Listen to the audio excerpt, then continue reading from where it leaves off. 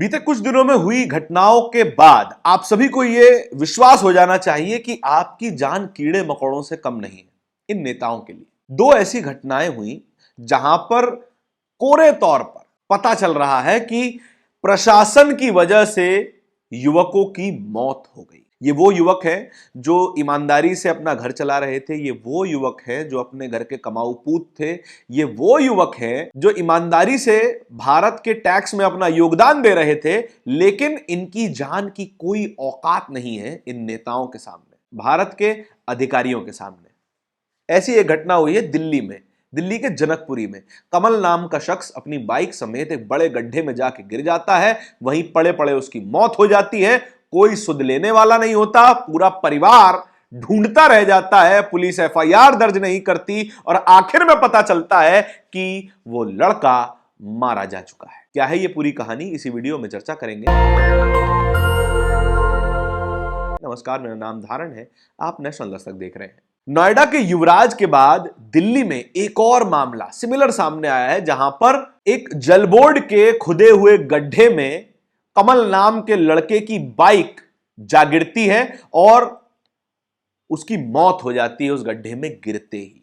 ऐसा नहीं था कि वो बाइक ओवर स्पीड चला रहा था, ऐसा नहीं था कि वो हेलमेट नहीं पहने हुआ था, पूरे गियर्स पहने हुए बाइक अंडर कंट्रोल चलाते हुए तब भी खुले गड्ढे में बिना मार्किंग वाली कंस्ट्रक्शन साइट में जाकर उस लड़के की बाइक गिर जाती है और इस पूरे प्रशासन को एक रत्ती भर का फर्क नहीं पड़ता, रत्ती भर का। अभी तक इस पूरे मामले में एक भी अधिकारी सस्पेंड नहीं हुआ है, अभी तक एक भी अधिकारी के खिलाफ कोई एफआईआर दर्ज नहीं हुई है। और यह गड्ढा जो था वो दिल्ली के जल बोर्ड ने खोदा था पानी की पाइपलाइनों की मरम्मत के लिए।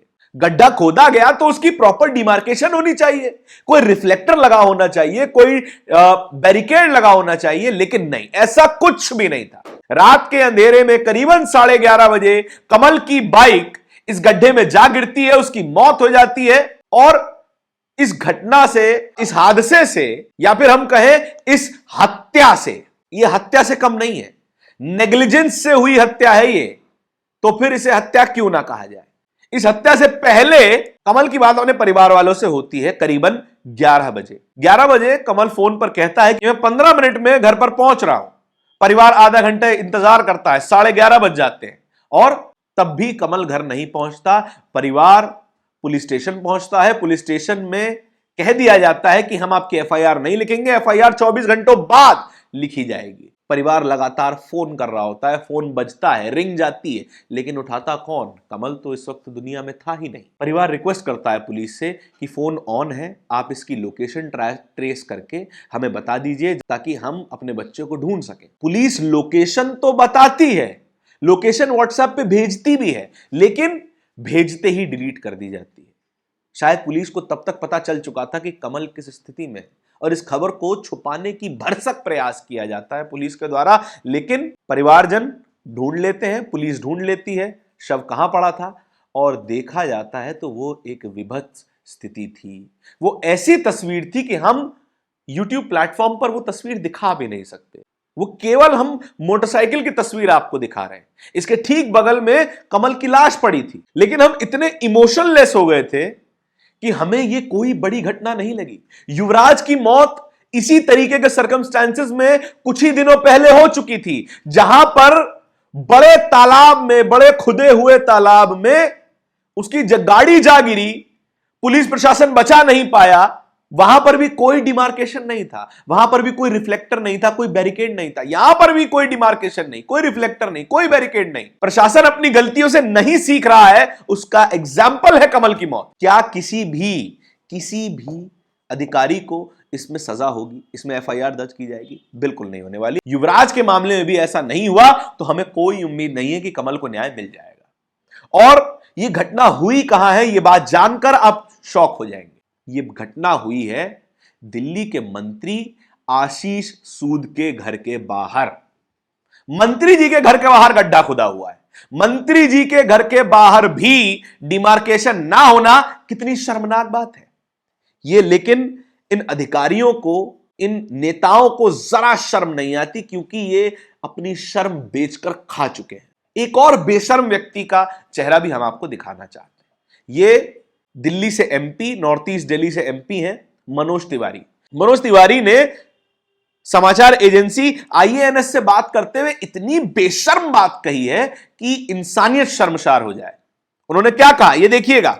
उन्होंने क्या कहा ये देखिएगा। रोशन राय ने ये वीडियो पोस्ट करते हुए कैप्शन में उनका बयान लिखा है, देखिए जरा। BJP MP Manoj Tiwari says don't blame BJP for 25-year-old Kamal Dhyani's death after falling into manhole kept open by BJP ruled DJB Delhi Jal board. He says blame should go to Kejriwal as he left those manhole open। कितना बेशर्म व्यक्ति है भाई, कितना बेशर्म व्यक्ति है। कह रहे हैं मनोज तिवारी कि कमल की मौत का इल्जाम, कमल की मौत का ब्लेम भारतीय जनता पार्टी में नहीं आना चाहिए। क्यों? क्योंकि ये जो गड्ढे हैं ये केजरीवाल जी खोल के गए थे। भैया आप या तो अपना मानसिक संतुलन खो चुके हैं। अगर आप मानसिक संतुलन नहीं खोए हैं तो आप भावनात्मक तौर पर शून्य हो चुके हैं। आप कम से कम ये कह सकते थे कि ये जो घटना हुई है दुखद है। ये बात भी नहीं कही गई, लेकिन राजनीति जरूर की गई कि नहीं नहीं हमने नहीं, केजरीवाल जी ने गड्ढा खोदा। अरे भैया केजरीवाल ने गड्ढा खोदा हो, ममता बनर्जी ने गड्ढा खोदा हो, राहुल गांधी ने, पिनराई विजयन ने, कहीं नहीं किसी ने भी गड्ढा खोदा हो, क्या गड्ढे को भरने की जिम्मेदारी आपकी नहीं थी? क्या दिल्ली जल बोर्ड के मिनिस्टर परवेश साहिब सिंह वर्मा क्या भारतीय जनता पार्टी के नेता नहीं है? दिल्ली के उप मुख्यमंत्री नहीं है? क्या उनकी जिम्मेदारी नहीं थी? लेकिन नहीं, मनोज तिवारी की तो जबान को लकवा मार जाएगा अगर अब भारतीय जनता पार्टी की जरा सी भी आलोचना कर दी तो। एक दिन बाद जाकर अगले दिन उसकी मोटरसाइकिल क्रेन के जरिए उस गड्ढे से बाहर निकाली गई। तमाम अखबारों ने खबर छापी, छोटे छोटे कॉलमों में। यह खबर दिल्ली के तमाम अखबारों की फ्रंट पेज पे होनी चाहिए थी, लेकिन तीसरे चौथे पन्ने पर यह खबर पटक दी गई, छोटे से कॉलम में लगा दी गई और आपकी जिंदगी को कौड़ियों के भाव बेच दिया गया। दिल्ली एमसीडी एलओपी अंकुश नारंग ने इस बात को पॉइंट आउट भी किया कि यह जो व्यक्ति गड्ढे में गिरकर मरा है वो गड्ढा आशीष सूद के घर के बाहर का गड्ढा था। तमाम तरीके से लानत मनालत हो रही है, लेकिन एक भी अधिकारी पर अब तक कार्रवाई नहीं। एक भी नेता ने माफी नहीं मांगी। एक भी नेता ने कम से कम सांत्वना नहीं दी परिवार को कि जो दुख, जो कष्ट आपको पहुंचा है उसके लिए हम क्षमा मांगते हैं। कमल के दोस्त, कमल के भाई लगातार बयान दे रहे हैं कि हम लड़के से 15 मिनट पहले बात किए थे, आधा घंटे तक लड़का घर नहीं आया, पुलिस के पास पहुंचे, पुलिस ने बोला कि 24 घंटे बाद एफआईआर लिखेंगे, लोकेशन मंगवाई लेकिन लोकेशन भेजकर डिलीट कर दी गई और हमें बताया गया कि कमल किसी पार्क में बैठा है, वहां पर ढूंढते रहे लेकिन वहां भी नहीं मिला। इस तरीके से मिसलीड किया जा रहा है। कमल की माताजी से एएनआई ने बात की। माताजी ने क्या कहा? My son had gone to find him but could not, even the police could not find him. Then someone picked up his phone in the morning and told he has fallen into a pit. किसी सामान्य व्यक्ति ने सुबह phone उठाया, चलो शुक्र है किसी ने जानकारी तो दी, सुबह फोन उठाया और बताया कि भाई आपका बच्चा इस गड्ढे में पड़ा हुआ है, ये हिल नहीं रहा। तब जाके परिवार को पता चला, पुलिस को भी यही बात बताई गई। कई आवाजें देने के बाद भी कमल ने कोई जवाब नहीं दिया। देता भी कैसे? कमल वहां था ही नहीं, उसके केवल शरीर वहां पड़ा था। इसीलिए मैं कह रहा हूं कि आपकी और मेरी जान इन नेताओं के लिए कौड़ियों बराबर नहीं है, कीड़े मकोड़े बराबर नहीं है। आप केवल वोट देने वाली उंगली हैं, उसके अलावा कुछ भी नहीं। भरते रहिए टैक्स, भरते रहिए टोल और करते रहिए हर हर मोदी, घर घर मोदी, और आपकी जान इसी तरीके से सड़कों पर जाती रहेगी। इस खबर के बारे में आपके क्या विचार है कमेंट सेक्शन में बताइएगा जरूर। इस तरह की और भी खबरों को देखते रहने के लिए नेशनल दस्तक को सब्सक्राइब जरूर कीजिएगा। बहुत बहुत धन्यवाद। नेशनल दस्तक की आपसे गुजारिश है कि अगर इसको बचाना चाहते हैं तो नेशनल दस्तक को सब्सक्राइब करने के लिए रेड कलर के सब्सक्राइब बटन को दबाएं, फिर बेल आइकन की घंटी दबाएं। नेशनल दस्तक को बचाने के लिए बहुत जरूरी है कि हर खबर को शेयर करें, लाइक करें, कमेंट जरूर करें।